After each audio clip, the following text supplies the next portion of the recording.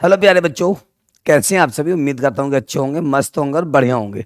तो चलिएगा मेरे प्यारे बच्चों, आज का टॉपिक जो है हमारा वो क्या है, relation between CP and CV. कोशिश ये करते हैं कि इस टॉपिक को हम 5 मिनट से पहले ही कंप्लीट कर देंगे, और मुझे लगता है कि बेटा ये टॉपिक 5 मिनट से पहले तो कंप्लीट हो जाएगा।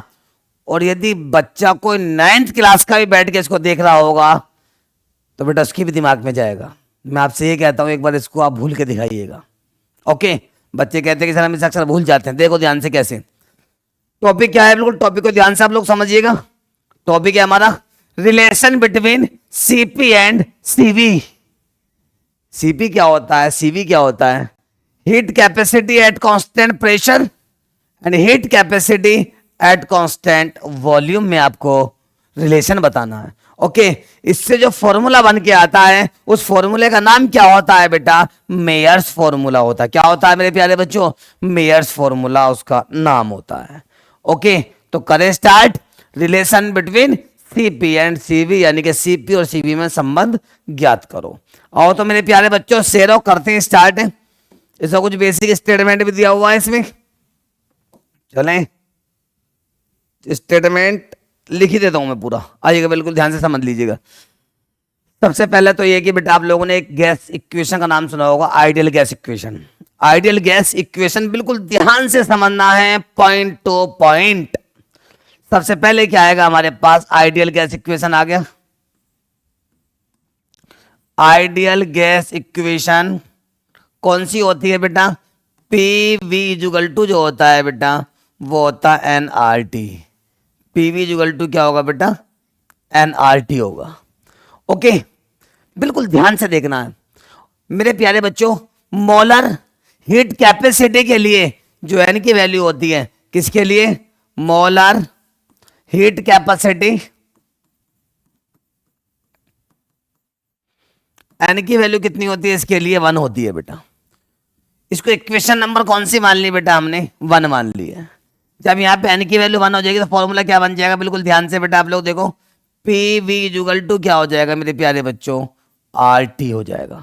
इक्वेशन नंबर कौन सी मान लिया आपने? इसको 2 मान लिया आपने। क्लियर है मेरे प्यारे बच्चों? बिल्कुल ध्यान से देखना, रिलैक्स हो गए कहते हैं जिसको। इसके बाद देखो क्या होगा बेटा, कर दो स्टार्ट। इसके बाद जो है हमारे पास इसमें आएगा, एक टेम्परेचर होता है, एक वॉल्यूम होता है। टेम्परेचर के साथ साथ वॉल्यूम भी क्या होता है बेटा? चेंज होता है। कैसे? एग्जांपल हम बात करें, सपोज दैट मेरे पास एक बोतल है बेटा पानी की, ओके, और उसके अंदर फ्रीज यानी कि आइस बना हुआ है। जैसे भी उसका टेम्परेचर बढ़ाएंगे आप लोग बाहर निकाल के बोतल को फ्रीज से, तो क्या होगा? उसका वॉल्यूम कम हो जाएगा। कहने का मतलब ये है कि टेम्परेचर को चेंज करने पर वॉल्यूम भी चेंज हो जाता है बेटा। तो कहने का मतलब ये कि टेम्परेचर यदि T1 हो गया है तो वॉल्यूम क्या होगा मेरे प्यारे बच्चों? V1 हो जाएगा। और टेम्परेचर T2 हो गया तो वॉल्यूम क्या हो जाएगा बेटा? V2 हो जाएगा। वॉल्यूम क्या हो जाएगा बेटा? V2 हो जाएगा मेरे प्यारे बच्चों। वॉल्यूम क्या हो जाएगा? V2 हो जाएगा। Okay, according to equation number second के अकॉर्डिंग क्या करेंगे? देखो ध्यान से, P V1 हो जाएगा तो R T क्या हो जाएगा? 1 हो जाएगा।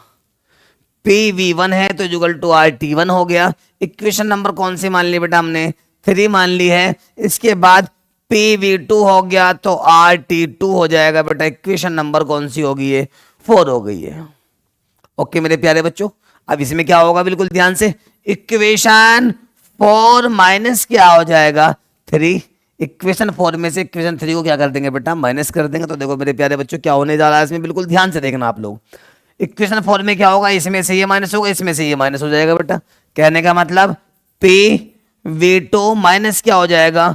P V1 इजुगल टू क्या हो जाएगा? R T2 माइनस क्या हो जाएगा? R T1 हो जाएगा बच्चों। क्लियर है बेटा? समझने की कोशिश करें। देखो इसमें क्या होगा, बिल्कुल ध्यान से देखना। प्लॉटिंग कर दी हमने, प्लॉट काट दिए इसके। देखो बिल्कुल ध्यान से, यहां भी P है, यहां भी P क्या हो जाएगा बेटा? कॉमन ले लिया जाएगा, P कॉमन हो गया। ओके, और क्या बचा? V2 माइनस V1 हो गया, यानी कि V2 माइनस क्या हो गया बेटा? V1 आ गया मेरे प्यारे बच्चों। इजुगल टू ऐसी कैसी रह गए ना, इसमें भी R है, इसमें भी R कॉमन ले लेंगे बेटा हम। तो क्या हो जाएगा हमारे पास? R यहाँ पे T2 माइनस T1 हो जाएगा बेटा। T2 माइनस क्या हो जाएगा बेटा? T1 हो जाएगा। जब कहीं चेंज होता है तो उसको हम डेल्टा से रिप्रेजेंट कर देते हैं, ये तो बात आपको अच्छी तरह पता है। कहने का मतलब ये है कि P वॉल्यूम में चेंज हुआ तो डेल्टा V इजुगल टू क्या हो जाएगा R, टेम्परेचर में चेंज हुआ तो डेल्टा T हो गया। इक्वेशन नंबर कौन सी बन गई बेटा, देखो ध्यान से, 4 के बाद इक्वेशन नंबर कौन सी आ गई यहाँ पे, ये इक्वेशन नंबर 5 आ गई है। क्लियर है मेरे प्यारे बच्चों। इसके बाद होता है एक फॉर्मूला और यूज होगा जिसका नाम होता है बेटा एंथैल्पी। क्या होता है?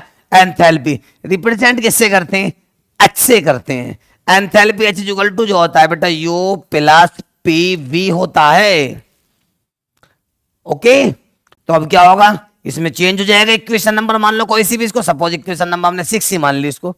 इक्वेशन 6 में जैसे भी चेंज हुआ तो चेंज के लिए डेल्टा वैल्यू हो जाएगा delta H is equal to delta U plus P into delta V. P यहाँ पे कांस्टेंट होता है बेटा, और कांस्टेंट में कभी चेंज नहीं होता है। क्लियर है मेरे प्यारे बच्चों। तो यहाँ पे क्या हो गया, पी डेल्टा वी हो गया। ओके, अब पी डेल्टा वी कहां दे रखा है बेटा आप लोगों को, इक्वेशन नंबर 5 में दे रखा है, तो इसको भी एक इक्वेशन दे दो ताकि आप लोग याद रख सके इसको। इक्वेशन नंबर 7 होगी सपोज दैट। कहने का मतलब ये कि पी डेल्टा वी की वैल्यू को कहां पुट अप कर देंगे बेटा, इक्वेशन नंबर 7 में। देख रहे हैं आप लोग, यहां पर देखिएगा एक बार ध्यान से आप लोग जरा, हमारे पास ये है पी डेल्टा वी की वैल्यू क्या दे रखी है, आर डेल्टा टी दे रखी है, और पी डेल्टा वी हमारे पास ये रहा। तो इस वैल्यू को पुटअप यहां कर देंगे ना, तो क्या बन जाएगा equation, delta H is equal to delta U plus क्या हो जाएगा बेटा, यानी कि आर डेल्टा टी हो जाएगा, आर डेल्टा टी हो जाएगा। ओके, अब इक्वेशन नंबर कौन सी बना दी, सर आप इक्वेशन ही बनाए जा रहे हैं ताकि बेटा आपको याद रखने में आसानी हो, बस और कुछ नहीं है।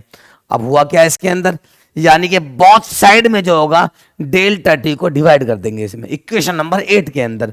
तो डेल्टा एच अपॉन क्या आगा delta T is equal to delta U जो अपॉन क्या आगा डेल्टा टी, अरे क्लियर है, प्लस आर इनटू होता है बीच में डेल्टा टी अपॉन क्या हो जाएगा बेटा डेल्टा टी। अब होना क्या है, अब वही होगा जो हम चाहेंगे। अब इसमें डेल्टा टी से डेल्टा टी कैंसिल हो गया।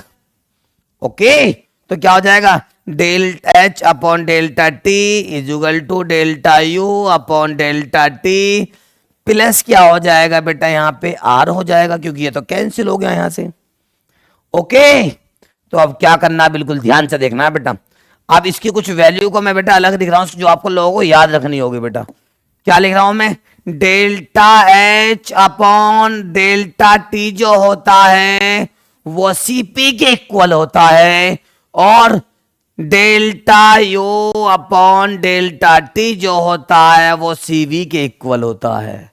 किसके इक्वल होता है बेटा, सीवी के। तो समझने की आप कोशिश करें, डेल एच यानी delta H upon delta T किसके इक्वल है, सीपी के इक्वल हो गया। तो यहां पे क्या लिख देंगे, CP is equal to delta U upon delta T किसके इक्वल होता है, सीवी के इक्वल होता है। तो यहां पे क्या लिख देंगे, सीवी प्लस क्या आ जाएगा बेटा, आर आ जाएगा आपके पास।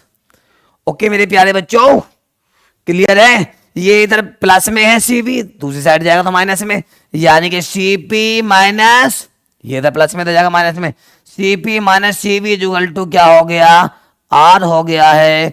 और ये क्या होता है, इसका मेयर फॉर्मूला होता है। ओके मेरे प्यारे बच्चों।